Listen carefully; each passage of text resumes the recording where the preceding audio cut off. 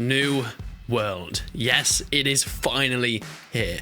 A game that has been a bit of the middle ground for me for the last few months. I've been following it since it was announced a couple years ago, but of course with it came a lot of skepticism, not just from me, but especially the fan base. You see, the publishers and developers, Amazon Games, have not exactly had the smoothest past when it comes to releasing things in this industry. They've tried 3 or 4 times before and they've all failed. So even now, 5 or 6 years after the start of the company, it looks like this is going to be their first game that actually might be some sort of success. But I've played it, I've got into the closed beta, and I managed to get my hands to make up my first impressions of what New World is so far. But is it any good?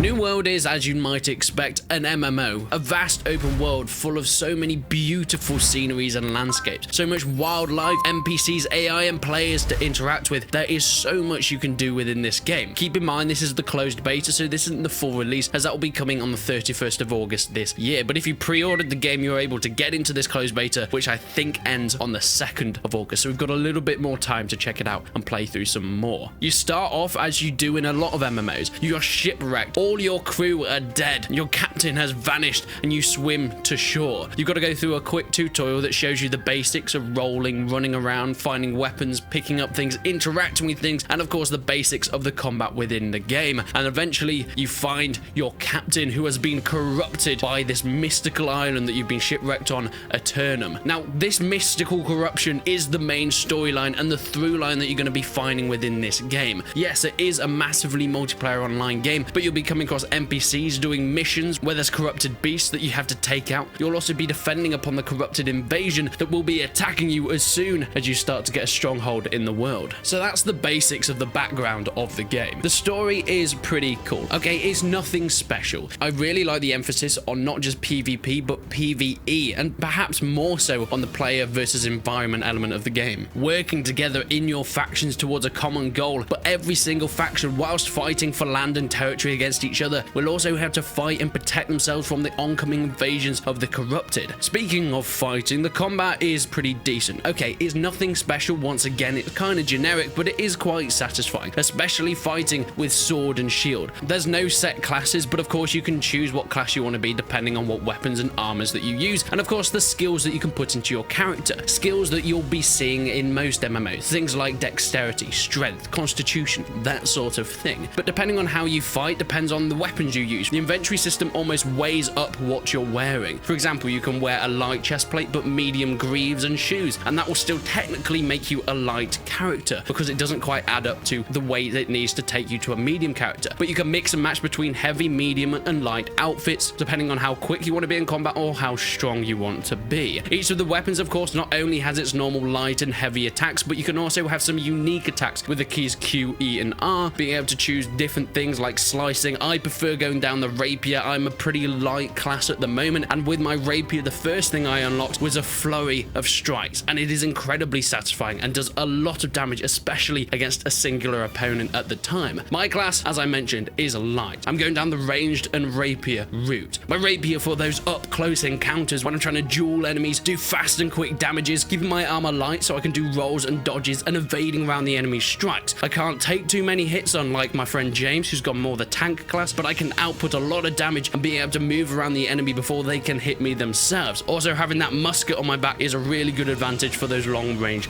battles. As you start the game, you'll be doing some intro missions. They are quite basic things like fetch quests or trying to search ruins and shipwrecks just to try and get you into the hang and the flow of the game. One thing I really do enjoy about New World MMO, as at least a casual MMO enjoyer rather than the hardcore ones that I know a lot of people out there are, it's not too grindy. Of course, it has that MMO grind. It has that progression that you need in order to keep players engaged and keep players wanting to come back to the game. But for new players and people that just want to play a couple of hours at a time, there is something in there for you. Being able to go in, do a few missions, and jump back out. It doesn't have the grind that something like Life is Feudal once did. There is a massive focus on crafting within the game. You can craft pretty much anything. In the cities, you'll have different things like forges, crafting tables, wood workshops, ingot furnaces, or eventually you can build these things yourselves. Being able to get the resources, whether you trade them with another player, buy them at trading posts, or even go out and forage them for yourselves. Mining iron, stone, chopping down wood, or even foraging bushes. There is a lot of different options for when you want to level up your character, whether it is new armor or weapons. If you have the money, you might as well buy these sorts of things, but if you want to and you have the time, you can discover new places, explore, forage, and gather if that's more your thing. But I think the main emphasis of an MMO is how well it really plays, not just as a lone solo player, but also with friends. Now, to start off with, joining up with friends is possible, but it's not the easiest thing in the world. Of course, you can invite someone to your own group, and you can either be a PvE group or a PvP group. Everybody that joins that group has to be either PvP or PvE. You can't have a mix and match of both. But of course, if you're PvP and walking around the map, you'll see other PvP groups. They can kill you, so you might want to walk around PvE until you get a real hang of the game. But once you join a group, sometimes it will spawn you in different areas of the map. So yes, there will be a bit of running from one place to another. However, whilst the map is a good size, that it doesn't feel it's impossible to run from one area to another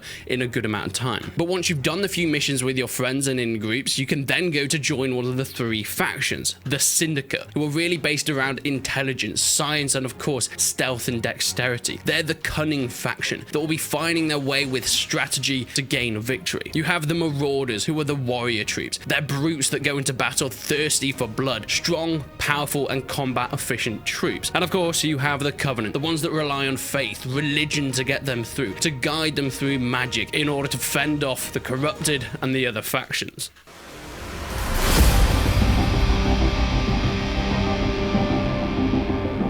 We joined the Syndicate. Of course we did. And with that, you get to join part in faction wars and battles. All the towns and all the cities in the game can be claimed by factions, and then those factions can upgrade those towns and cities. You can pay tax, and you can even eventually put your money together and invest in buying houses in these towns and cities owned by your faction. But of course, they won't stay owned by your faction forever. They have to be defended from the other factions that may want that territory, or from the oncoming corrupted invasion. Hordes and hordes of AI that will be coming to try and take your forts if you're not prepared to defend it. And this takes me on to the PvP. The PvP is fun. Of course, as I mentioned, you can either set yourself to PvP or PvE, so you have a complete choice of how you want to play it. One of the main things are faction wars that you're going to be wanting to take part in, but of course they can be in certain parts of the map, so you might take some time to get over there. Me and James wanted to go and end up in a faction war that was in the southern areas of the map, but by the time we ran down, it was over. Our faction unfortunately had lost, and we weren't able to take it back. But not only are there faction wars trying to take over these towns and cities, but you'll see upcoming on your faction tab, there will be notifications when wars are declared, and one of these are invasions. A day before the invasion happens, you have to sign up at the post, but unfortunately you have to be level 50 to sign up, so these things aren't that common at the moment, since most people have rarely got to that point, unless they're the ones that don't have anything else to do. But these invasions will be PvE, you and your faction defending a fort against the oncoming invasion of the corrupted. They can be anywhere from grunts and minions to big bosses that you have to take out, and I can't wait to get my hands on that and record some gameplay from that. The one thing that comes with PvP, and something that I think new players have to look out for, is it kind of negates the leveling system. For example, when you're going through different missions and you're doing your PvE elements and storylines, whether it's with a group or solo, of course it will grade it up to what level you are, so it won't ever be too hard that you can't complete it, at least at that point in time. But as soon as you turn PvP on, all the cards are off the table. You could just be running along and you could find someone that's 20, 30 levels higher than you, and you don't stand a chance. You see,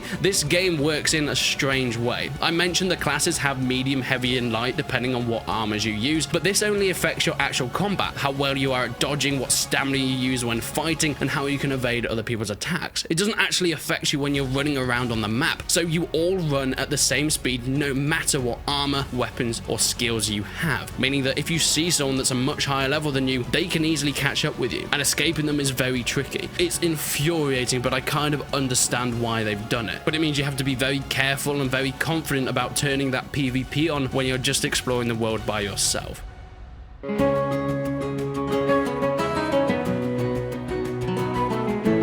Now, of course, this has just been a first impressions of New World. There's so much more to explore. I've only delved just under 10 hours into the game at the moment because I wanted to get this video out as soon as possible, but my is it promising at the start. But there have been some issues with the game so far. Of course, it's pretty well optimized, but you will find going to towns and cities that your frames will drop a little bit. I have found limiting frame rate seems to keep it way more consistent than it would be if it wasn't, of course. There have been reports that RTX 3090, specifically the Gigabyte graphics cards or the EVGA graphics cards, have been melting with this game. Yes, that sounds terrifying, and I do have a 3090. Fortunately, I haven't had any problems yet because I was told to cap my frame rate to 60, and that seems to have kept it pretty stable. Be aware, it does seem to be melting some graphics cards, which I can't lie, that's not a minor issue. That's horrific, but hopefully either Nvidia or New World will be able to sort that out between them before the launch, because that needs to be done. In terms of servers, they've been pretty stable so far. I'm really impressed with how well it works in PvP. Most MMOs you will find a lot of the time people will start lagging about and PvP gets really tricky, but in New World it seems like they've done a fantastic job of keeping latency to a minimum. But you'd expect that with the money behind Amazon games, but I think it's worth mentioning